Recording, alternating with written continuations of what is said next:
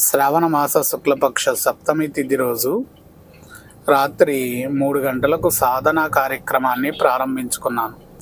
ఈ సాధనా కార్యక్రమం ఎందుకు అనంటే, మనం నూతనంగా తయారు చేయించుకున్నటువంటి దేవీ రూపముతో ఉన్నటువంటి విగ్రహాలకు అమ్మ యొక్క విశేషమైనటువంటి శక్తిని ధారపోయడం కోసము సాధన చేసుకున్నాను.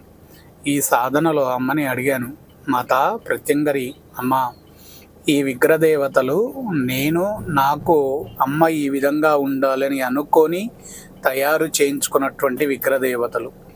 ఈ విగ్రహదేవతల్లోకి నీ శక్తిని అందించగలుగుతా అంటే నీ దర్శన భాగ్యాన్ని నాకు కలిగించు తల్లి అని చెప్పి అమ్మని మనస్ఫూర్తిగా ప్రార్థించుకొని సాధన చేస్తే ఆనందమైనటువంటి ప్రత్యంగరిగా అక్కడ కూర్చొని అమ్మ విశేషమైనటువంటి భాగ్యాన్ని కలిగించేటటువంటి రూపముతో